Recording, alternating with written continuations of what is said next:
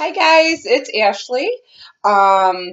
Today I am going to show you how to balance a checkbook um, because in the beginning of me starting my first checking account, I got into a problem where my bank was saying I had less in it than I was supposed to.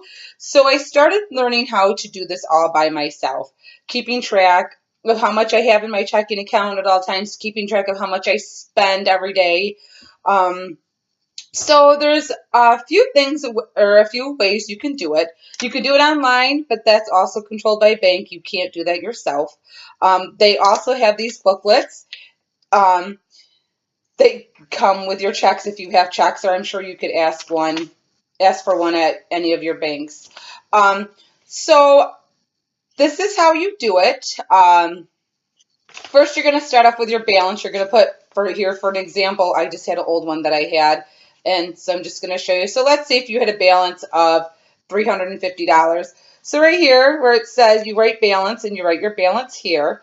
The next line, they have a little thing that says item number. That would be for like a check you would write. So you would write the check number, or you would put like a DC for your debit card, um, that you use that'll automatically come out of your bank.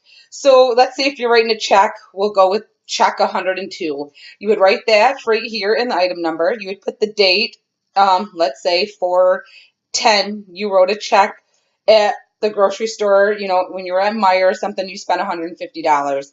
So then you would put, you know, the store you spent, how much you spent, and then over here you would write $150 and you would subtract it from 350 in the same sense as a debit, and you were going to use your credit card to get gas or something, you would write DC here, the date.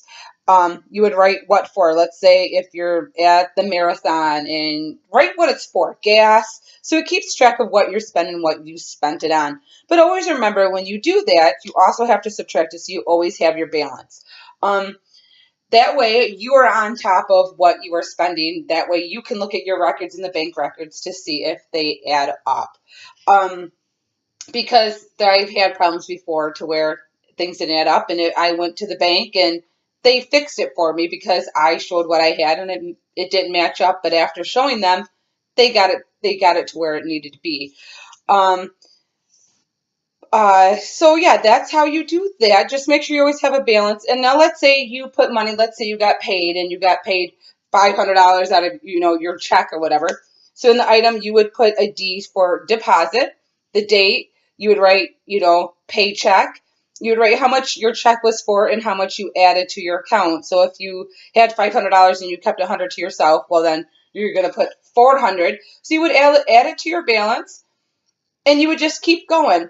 Um, it's very easy to do. I learned it all by myself and how to do it, and it's really helpful. That way, I don't always have to check online to see how things. I can just take a look, and I find it easy when I'm at the grocery store and I'm waiting to pay. If I'm paying with a check, that I'm right there filling it out as I go. Or if I'm using a debit card, I keep the receipt and do it when I get home if I'm in a rush or trying to do things like that. I find it's way better than trying to keep track online. There's sometimes I don't not always to access the internet at home to be able to have the time to look it up. Um, that way I can just look and see how much I have. All right, I have money for this. And it's easy way not to be overdrawn in your checking account or, spending more money than what you have, because that also can get you into trouble. So, I found it very easy doing this way. And also in this, it also has to where, your debits, how much something you paid for it. They also have a spot to where it shows deposits. So your subtracting would go here, whatever you added to your checking account would go here. So, um, it's very easy, very simple.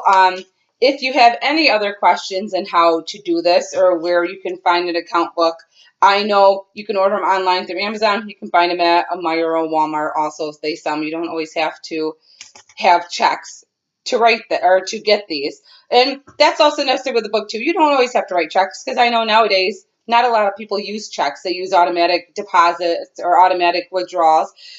But that's always easy too. You know you're gonna write, you're making a payment online, let's say to DTE, and you're making a payment for $105, well, you're going to go ahead and subtract it. Just do AD for automatic deposit, and you will subtract it right out of there. And the same with automatic deposits also. And if your work automatically deposits your check, that's another easy way to do it.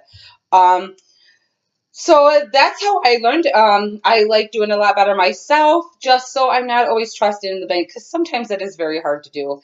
And it just gives you a peace of mind that you know what you're doing and you know what's going on in your checking account. So I hope this helps everyone. If you have any other questions, please comment below and let me know if I can help you out with anything.